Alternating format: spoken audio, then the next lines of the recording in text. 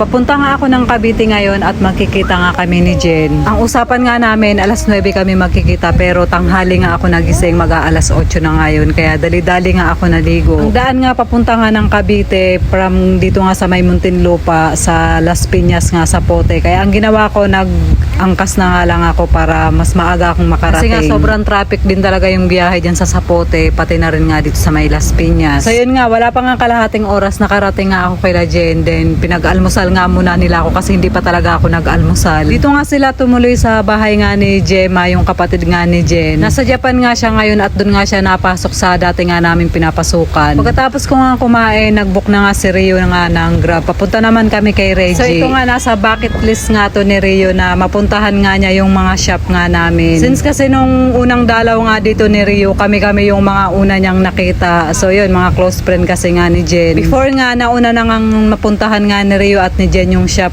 ko. Yun nga yung sa May Bayanan, yung NSP Biryani. Kasi nga nag-crave din talaga siya sa biryani nga namin. So itong araw nga na to, lilibutin nga namin yung mga shop na hindi pa nga niya napuntahan dati. So anyway guys, si Rio, meron din siyang restaurant nga sa Japan. Kaya tuwang-tuwa din siya na malaman nga na after nga na magtrabaho nga namin sa Japan, pagdating nga dito sa Pilipinas, maganda naman yung kinalabasan nga namin. Kasi nga nagkaroon nga kami ng mga sariling pagkakakitaan. So yung una nga naming pinuntahan na shop kay Reggie nga to, pagawaan to ng mga pabango. So itong negosyo nga ni Reggie, ito build na talaga to. Kasi meron na silang mga sinusuplayan, meron na ring mga nag-e-invest sa kanila. So si Reggie nga, isa siya sa mga unang batch na nagtrabaho nga dun sa dorm na pinagtrabahuhan nga namin sa Japan. Nakasama ko rin siya dun sa dorm ng isang taon. Kabatch nga niya si Mitch, yung isa rin sa mga sinasamahan ko nga pagka pumupunta nga ako ng Ragay dun sa Bicol. Nakapagtayo din siya ng babuyan. So ito, hindi naman first time kong makapunta nga dito sa place ni Reggie. Dati nga nakapagpunta na kami dito at nalibot ko nga actually yung loob nga nito. At dito pa nga kami natulog nga nung time nga na yon. Pagkatapos nga nito, papunta naman kami kay Rose, yung isa pa nga naming kasama. And ibang batch din siya. Kalinya nga ni Jen nung nagtatrabaho pa nga kami bilang mananahi nga sa Japan. Actually si Reggie, magkalinya din nga yan sila ni Jen. Bago nga kami dumaan kila Rose, ipinasyal muna kami ni Reggie dito sa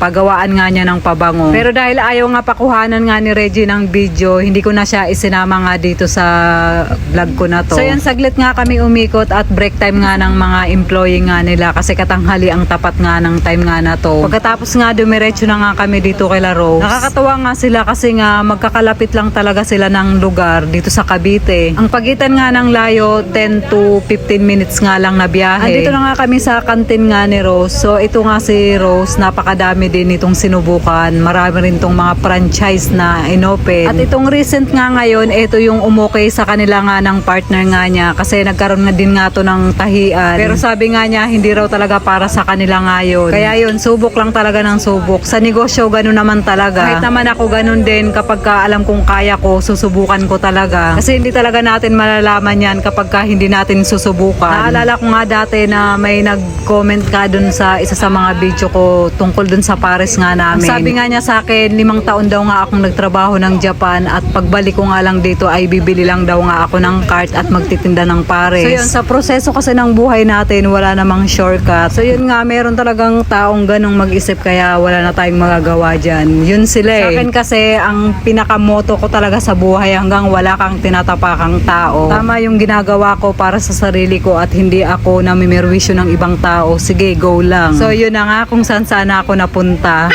So ito na nga, sunod nga napupuntahan nga namin yung shop naman ni Rochelle. Pero bago nga kami pumunta doon, dumaan muna kami dito sa bahay nga ni Rose kasi nga magbibilin nga si Rose na samahan nga muna yung partner nga niya doon na tumao nga sa kantin kasi nga hiniram nga muna namin siya para nga makasama nga sa amin. Buti nga si Reggie at sinipag nga mag-drive nga ngayon. At yun nga, napakagaling na nga niyang mag-drive kasi nga dati nakakasagi pa nga daw nga siya. So yun, kwento niya naman niya at natural lang naman yun kasi nga nag-aaral pa nga siyang mag-drive. Natatawa nga ako sa kanya kasi nga nung papunta dapat kami ng Pampanga kay Jen, tinanong niya ako kung sasakay daw ba ako na siya yung driver. Sabi ko, oo naman, bakit hindi? Akala niya siguro matatakot ako, hindi naman ako takot. Kung oras mo na kasi ay oras mo na talaga. Sinabi ko nga sa kanya na baka 10 hours nga kaming makarating nga ng Pampanga, kaya ang nangyari, naghanap na nga lang nga siya ng driver. Kasi hindi pa rin talaga niya kabisado nga yung biyahe nga papunta nga ng norte. So ito na nga, nakarating na nga kami dito sa shop nga ni Rochelle. Bali si Rochelle, nasa nasa Japan pa rin siya hanggang ngayon at hindi pa nga siya umuwi. So yun, isa nga siya sa mga nakasama ko dun sa dorm na bago nung nandun pa nga ako sa Japan. Kaya pagkatapos nga ng trabaho, kami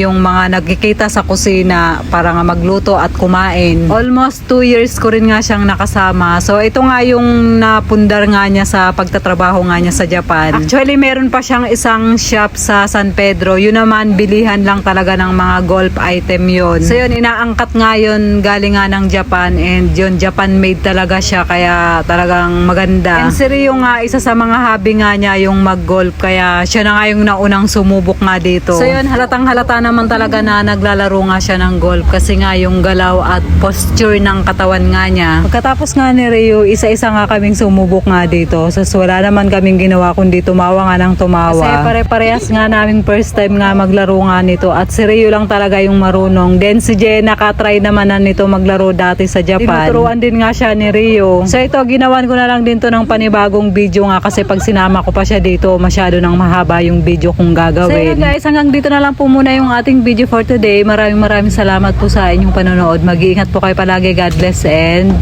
babush!